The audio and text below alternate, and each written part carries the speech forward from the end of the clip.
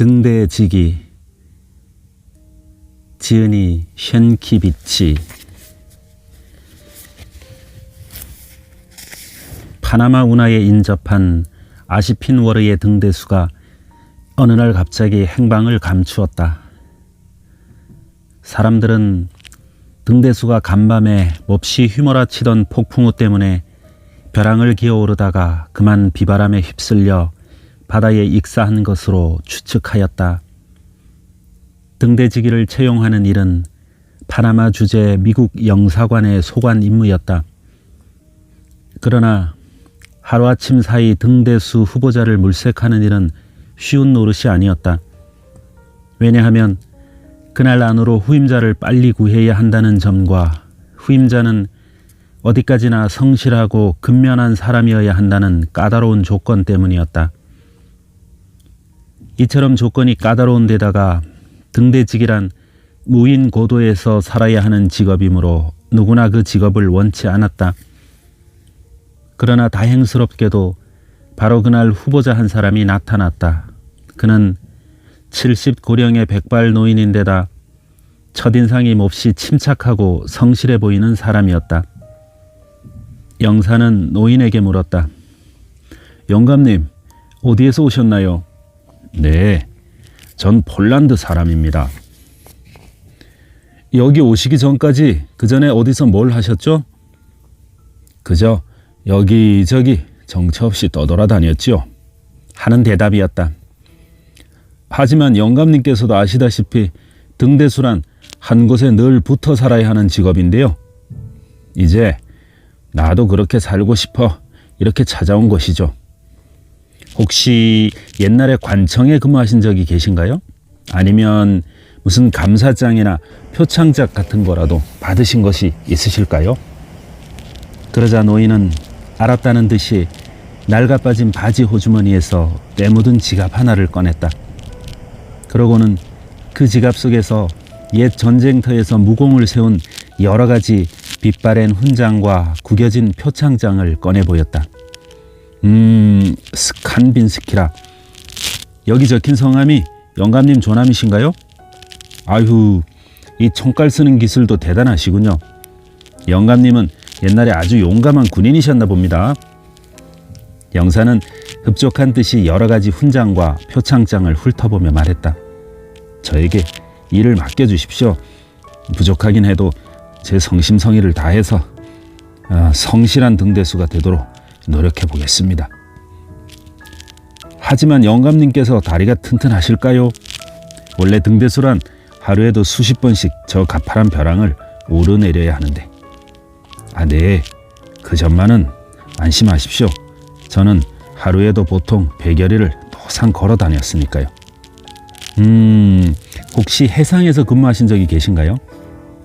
네, 해상 근무랄까지는 없겠지만 그 포경선을 타고 3년쯤 바다에서 바다와 파도와 이렇게 싸운 적이 있습니다. 그렇게 바다를 누비던 할아버지께서 이처럼 고독한 곳에서 오래 머물 수 있을까요? 그럼요. 하도 이곳저곳을 정처 없이 떠돌아다니다 보니까 이젠 한 곳에 가만히 머물러 살고 싶어졌습니다. 좋습니다. 그러시면 오늘부터 등대수 일을 맡아 수고를 해주십시오. 그러나 한 가지 조건이 있습니다. 예, 말씀하십시오. 만약 영감님께서 직무를 게을리하신다면 그땐 곧 면직시킬 수밖에 없습니다. 예, 물론이죠. 노인의 주름진 얼굴에는 새로 얻은 직업에 대한 기쁜 웃음이 파도처럼 여울지고 있었다. 바로 그날 밤부터 이 무인 고도의 암벽에 세워놓은 등대에서는 스칸빈스키 노인이 켜놓은 등대불이 칠흑 같은 바다를 향해 찬연히 빛나기 시작했다. 노인은 망대에 올라가 파도치는 바다를 멀리 굽어보며 지난날의 잡념을 잊고 되도록 새 일에 충실하려고 노력하고 있었다. 돌이켜보면 스칸빈스키 노인만큼 70평생을 파란 곡절을 겪어가며 살아온 사람도 드물 것이다. 산에서, 바다에서, 들에서 혹은 전쟁터에서 몇십 번 죽을 고비를 넘기면서까지 살아왔고 그런 우여곡절 속에서도 남모르는 딱한 풍상을 수없이 겪어왔기 때문이었다. 그의 인생은 마치 풍랑을 만나 파선당한 대양의 인력 편주처럼 온갖 시련과 고난의 역정이었다. 그러나 그가 오늘 이렇게라도 살아 부지할 수 있었던 비결은 그 같은 파란만장한 생애 속에서도 단 한 번도 슬픈 자기 운명을 실망하거나 좌절해 본 적이 없었다는 점이었다. 실패를 거듭하더라도 그는 언제나 자신을 가지고 있었다. 이렇게 살아가노라면 언젠가는 행복한 날도 있으리라는 소망을 가지고 지내왔던 것이다. 기나긴 겨울이 지나면 봄이 오듯이 또 봄이 오면 여름에는 반가운 일이 생기겠지 하며 그날그날을 희망 속에 살아왔던 것이다. 어떻게 보면 이 노인이야말로 마치 평생을 내일을 기다리며 살아온 사람 같았다. 그러는 동안 세월은 쉴 새 없이 흘렀다. 세월이 흘러갈수록 그의 까만 머리에는 백발만 늘어갔다. 그리하여 청년 스칸빈스키는 노인 스칸빈스키로 변해버린 것이다. 그렇게 건강하던 그도 이제는 기력이 쇠진하여지고 눈마저 어두워졌다. 따라서 마음도 약해져 옛날에 그토록 희망에 가득 찼던 꿈들이 이제는 하나 둘 실망의 한숨으로 변해버리고 말았다. 그러나 날이 갈수록 그를 더욱 괴롭히는 일은 어릴 때에 떠나온 고향에 대한 불타는 향수였다. 오직 이 노인의 하루 생활 중에서 날이 갈수록 간절해지는 것은 제비를 보거나 참새를 보거나 혹은 산을 보거나 슬픈 음악을 듣거나 가슴 속에 사무치는 것은 고향 생각뿐이요, 가능하다면 몸과 마음을 편히 쉬고 싶다는 생각뿐이었다. 이 밖에 노인이 가진 욕망이란 아무것도 없었다. 다만 한 곳에 조용히 정착하여 말없이 살아가면서 죽을 날만을 기다리는 것이 큰 소망이요 바람이었다. 바로 이것이 그가 남들이 다 싫어하는 등대수라는 직업에 일종의 만족감을 가지고 행복한 나날을 보낼 수 있는 비결이었다. 세월은 흘렀다. 뱃사람들의 말에 의하면 바다의 파도가 심한 밤이면 캄캄한 바닷속에서 뭔가 그들의 이름을 부르는 소리가 들린다고 한다. 만약 그 말이 사실이라면 늙은 사람에게 있어서는 밤보다 더 어둡고 바다보다 더 신비한 그 무엇이 바로 이 노인을 부르고 있었는지도 모른다. 그가 인생에 지치면 지칠수록 그 소리는 점점 가까이 들려올 것이다. 벼랑에 우뚝 선 등대는 스칸빈스키 노인에게는 거의 무덤이나 다를 바 없었다. 사실 이 세상에서 등대직이란 직업만큼 고독하고 외로운 직업도 없을 것이다. 날이면 날마다 넓고 푸르게 파도치는 바다만 바라보며 살아야 하기 때문이었다. 이러한 어제와 오늘이 언제나 똑같이 반복되는 고독한 생활 환경 속에서 단 한 가지 변하는 것이 있다면 하늘의 기상뿐이었다. 그러나 스칸빈스키 노인은 그렇게 단순하고 외로운 생활 속에서도 전에 느껴보지 못했던 어떤 벅찬 행복감을 느낄 수 있었다. 스칸빈스키 노인의 일과는 대략 이러했다. 새벽이면 일어나 아침밥을 지어 먹고 망대에 앉아 내내 바다를 굽어보는 것이었다. 그러나 그는 그의 눈앞에 전개되는 대자연의 경치에 아무런 불평이나 실증을 느끼지 못했다. 파도를 뚫고 지나가는 큰 배나 작은 배를 바라보는 것만으로도 남들이 미처 느끼지 못하는 행복감을 느낄 수 있었기 때문이었다. 그는 등대를 사랑했다. 그는 바위에도 정을 쏟았다. 그리고 저녁 무렵이면 바위 섬으로 모여드는 갈매기와도 친했다. 노인은 먹다 남은 밥 찌꺼기를 을의 새들에게 던져주었다. 갈매기와 새들도 노인과 친해졌다. 노인이 먹이통을 들고 나오면 갈매기들은 의례껏 노인 곁으로 모여들었다. 그처럼 스칸빈스키 노인은 등대를 아끼고 바위섬을 사랑하며 갈매기를 아꼈다. 뿐만 아니라 바다를 그 무엇보다 사랑했다. 비록 말을 건네줄 말동무가 없어도 그는 이처럼 자연과 더불어 충분히 그 속에서 그가 하고 싶은 모든 말을 할 수 있는 즐거움을 발견할 수 있었다. 스칸빈스키 노인이 섬에서 육지로 나올 수 있는 것은 일요일에 2-3시간 뿐이었다.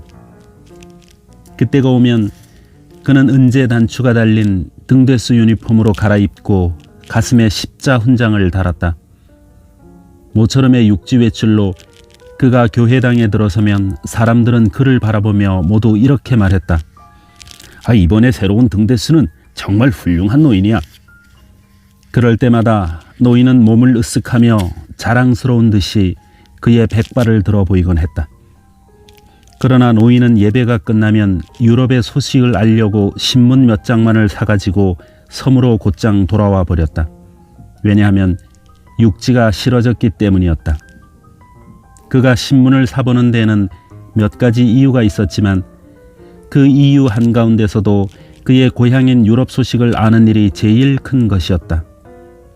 비록 그가 나고 자란 고향 땅과는 수만 리에 떨어져 있지만 늙고 외로운 마음 속에서도 고향 생각만은 항상 떠나지 않았기 때문이었다.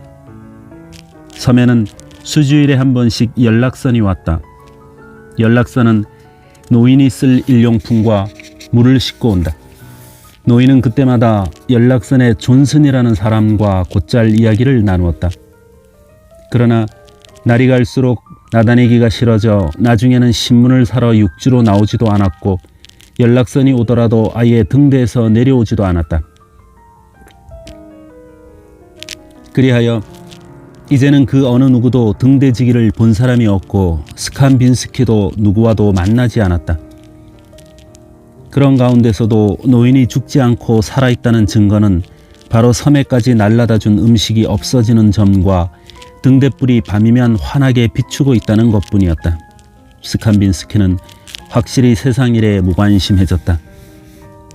그러나 그것은 노인의 향수심 때문만은 아니었다. 그는 이제 고향 생각마저 단념해버렸다. 노인의 전 세계는 이처럼 작고 코딱지만한 작은 바위 섬에서 시작하여 작은 섬에서 끝나는 것이 고작이었다. 그는 죽을 때까지 그 섬을 떠나지 않을 생각으로 모든 것을 체념하고 잊고 살았다. 그는 등대 막루에 앉아 그저 아무 생각 없이 부드러운 눈빛으로 푸른 바다를 멀리 바라보고 있을 뿐이었다. 그야말로 적적하고 외로운 환경 속에서 노인은 날이 갈수록 인간다운 인간에 대한 관심이나 흥미를 차차 잃어가고 있었다. 어쩌면 그는 인간으로서 존재하는 것이 아니라 자기를 에워싼 자연과 점점 깊이 동화되어 가고 있었는지도 모른다. 마침내 그에게는 하늘도 물도 바위도 등대도 누런 모래톱도 바람을 나는 돛대도 갈매기도 파도도 모든 것이 자기와 하나로 합쳐져서 신비의 공동 영혼을 이루고 있는 것 같았다. 그리고 자신은 그 신비스러운 영혼 속에서 그 영혼과 더불어 살고 그 영혼과 더불어 자고 그 영혼과 더불어 움직이는 것 같았다. 그처럼 스칸빈스키는 자기 자신을 완전히 잃어버린 반사 상태 속에서 주위의 자연과 함께 호흡하고 있었던 것이다. 그러나 때로 의식을 찾을 때가 있었다. 어느 날 식량을 실은 연락선이 바위섬을 다녀간 뒤 그것도 1-2시간이 지난 뒤에야 스칸빈스키 노인은 물건을 가지러 바닷가로 내려갔다. 그날따라 운반된 짐꾸러미 속에는 색다른 꾸러미 하나가 놓여 있었다. 소포였다. 소포에는 미국 우표가 붙어 있었다. 겉봉에는 스칸빈스키 귀하라고 분명히 적혀 있었다. 궁금하게 생각한 노인은 그 책 가운데 한 권을 펼쳐보다가 그만 자신도 모르게 책을 떨어뜨렸다. 그의 손은 갑자기 떨리기 시작했다. 그는 자기 눈을 의심이라도 하듯 책을 다시 바라보았다. 마치 자기 자신이 꿈을 꾸는 것이 아닌가 하고 착각할 정도였다. 왜냐하면 그 책은 바로 노인의 조국인 폴란드 책이었기 때문이었다. 아휴, 고맙기도 하지. 헌데 누가 이 책을 보내주었을까? 노인은 한참 동안 발신인의 정체에 대해 생각해 보았다. 아, 생각이 난다. 그가 바로 등대수로 취직한 지 얼마 안 됐을 무렵 신문에서 미국 뉴욕의 폴란드 협회가 조직된다는 보도를 본 적이 있었다. 그래서 노인은 부랴부랴 그가 탄 월급의 절반을 그 협회의 우편으로 기부했었다. 그러나 그 사실을 빨리 생각해내기가 여간 어렵지 않았다. 바로 그 협회에서 노인에게 고맙다는 감사장과 함께 폴란드 책을 몇 권 보내준 것이었다. 분명히 책은 까닭이 있어 붙여온 것이었지만 노인은 한동안 그 까닭을 생각해내지 못했다. 그러나 무인 고도에서 조국의 책을 받아보다니 얼마나 기적 같은 일인가.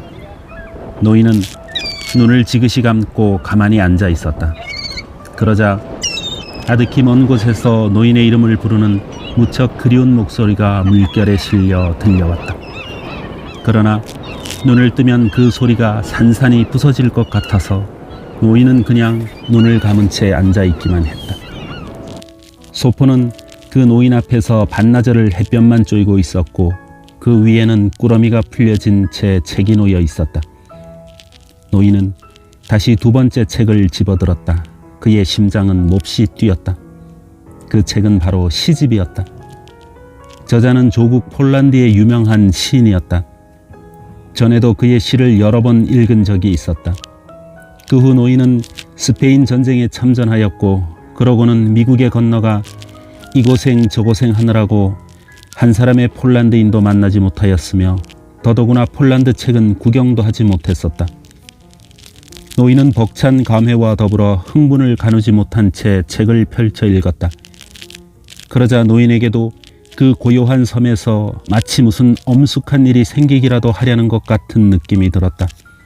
때는 마침 평화와 정막 속에 하루 해가 저물어가는 석양 무렵이었다. 아스핀워르 등대의 커다란 시계가 오후 5시를 쳤다. 하늘은 구름 한 점 없이 맑았고 두서너 마리의 갈매기가 푸른 바다 위를 날고 있었다. 섬 기슭에 부딪히던 파도도 잠시 숨을 돌리는 양 주위의 만물이 쥐죽은 듯 고요한 순간이 왔다. 노인은 되도록 그 시를 이해하려는 듯 천천히 시를 소리 높여 읽기 시작했다.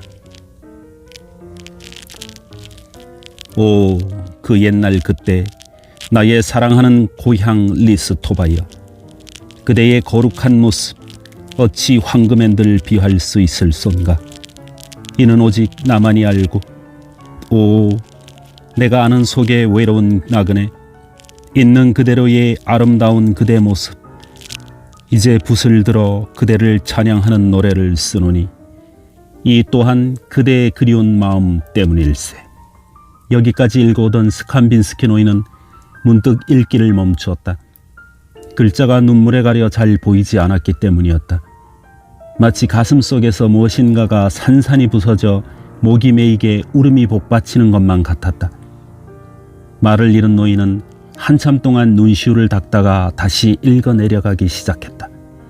아, 거룩한 여신이여, 당신은 나의 거룩한 동포와 아름다운 내 조국 강산을 지켜주소서. 나 그대에게 마음 다하여 바라노니 그 옛날 자비로운 어머니 품속에서 행복에 넘치는 눈짓으로 바라보던 어릴 적 그 옛날 시절로 나를 끌어들여가 주소서. 이제 그대의 기적으로 나를 그 영원한 고향 조국의 품으로 돌아갈 수 있도록 도와주소서. 노인은 흐느껴 울면서 모래사장에 엎드려 버렸다. 치솟는 감정을 더 이상 견뎌내기가 어려웠기 때문이었다. 사랑하는 조국을 떠난 지 40년, 사랑하는 조국의 말을 들어본 지도 그 얼마였던가. 그런데 그토록 가슴에 사무치는 모국어가 제발로 스칸빈스키 노인을 찾아오지 않았는가. 바로 그 모국어가 바다를 건너 무인 고도 속에 몸도 마음도 외로운 노인을 찾아온 것이었다. 정말 언제 대해도 반갑고 다정한 모국어였다. 노인은 마치 그 모국어가 무한한 조국의 사랑을 일깨워 주는 것 같아 엉엉 흐느껴 울면서 오랫동안 잊고 있었던 자신의 모국어의 용서를 빌었다. 시간은 흘러갔다. 노인은 모래사장에 엎드린 채 움직일 줄을 몰랐다. 바다 위를 날던 갈매기들도 노인의 모습이 이상하다는 듯이 노인 곁으로 날아와 그 주위를 에워쌌다. 마침 때는 갈매기들에게 먹이를 줄 시간이었다. 한참 뒤 고개를 든 노인의 얼굴에는 설명할 수 없는 영감이 빛나고 있었다. 그는 오랫동안 머뭇거리더니 육지에서 날라온 음식들을 모조리 갈매기들에게 뿌려주었다. 갈매기들은 울면서 노인 옆으로 모여들었다. 노인은 다시 시집을 손에 들고 수평선 넘어 바다 밑으로 빠지는 해를 바라보며 다시 읽기 시작했다. 자, 이제는 나를 데려가 주오. 저 우거진 숲을 언덕으로, 저 푸른 초장으로 고향 그리운 나의 영혼을. 시집에 적힌 글자는 노을빛 속에 묻히고 말았다. 노인은 바위 위에 머리를 기댄 채 조용히 눈을 감았다. 그러자 그의 영혼은 오색 구름을 타고 그리운 고향으로 달려가고 있었다. 숲이 보이고 맑은 시내가 보이고 고향의 옛 산과 들이 옛날 그대로 보였다. 모두들 그를 보고 나를 기억하시나요? 하고 물었다. 그는 모든 것을 기억하고 있었다. 들도 산도 여기저기 다정하게 모여있는 마을도 모두 기억할 수 있었다. 밤이 왔다. 여느 때 같으면 등대불이 비쳐야 할 시간이었다. 그러나 스칸빈스키 노인은 지금 고향에 있는 중이었다. 그는 두 눈을 감은 채 고향 꿈을 꾸고 있는 중이었다. 그의 머릿속에는 여러 가지 고향 생각이 어지럽게 떠올랐다. 그러나 어머니 아버지의 모습만은 보이지 않았다. 그는 일찍이 부모를 여의었기 때문이었다. 그러나 마을의 풍경만은 마치 어제 가본 듯이 선하고 생생히 아른거렸다. 창마다 불빛이 환해오는 집들, 나지막한 산, 물방앗간, 밤새 들리던 개구리 소리들. 그는 언젠가 자기가 병사였을 때 고향에서 보초를 서던 일을 회상하였다. 그가 보초를 서던 때 바로 고향 마을의 산 밑에 있던 주막이 눈에 띄었다. 노인은 두 눈에 흥건히 눈물까지 고인 채 주막을 바라보았다. 그 주막에서는 아직도 사람이 떠드는 소리와 노랫소리, 첼로 소리가 고요한 밤의 정적을 허물며 들려왔다. 밤이 깊어갔다. 모든 집들의 창문에 불이 꺼지고 마을은 온통 밤안개로 덮였다. 그 후 얼마나 지났을까? 마을에는 새벽 먼동이 트기 시작하고 집집마다 다구는 울음소리가 들려왔다. 이 모든 풍경은 그야말로 폴란드가 아니고는 찾아볼 수 없는 아름다운 새벽이었다. 정말 아름다운 조국, 그리고 사무친 조국이었다. 스칸빈스키 노인이 이렇게 고향 생각에 잠겨있는 동안 갑자기 노인의 귓가에 이상한 말소리가 들려왔다. 영감님! 영감님! 정신 차리세요. 왜 이러고 있어? 예? 노인이 깜짝 놀라 눈을 뜨니 자기 앞에 사람의 모습이 보였다. 그러나 아직까지도 노인의 뇌리에서는 고향에 대한 꿈이 채 거치지 않고 있었다. 그 사람은 다름 아닌 연락선 승무원인 존슨이었다. 아니 어디 편찮으신가요? 하고 존슨은 몹시 걱정되는 투로 물었다. 아닐세. 아니야. 헌데 왜 아직까지 등대불을 켜지 않았습니까? 지금 그 등대불 때문에 야단이 났습니다. 아니 뭐가 야단나? 글쎄 지나가던 배가 지금 모래 언덕에 얹혔습니다. 다행히 큰 사고가 아니어서 다행이지만 보나마나 영감님은 오늘로 파변당할 거예요. 어서 영사관으로 가보세요. 노인은 파면이란 말에 갑자기 얼굴이 창백해졌다.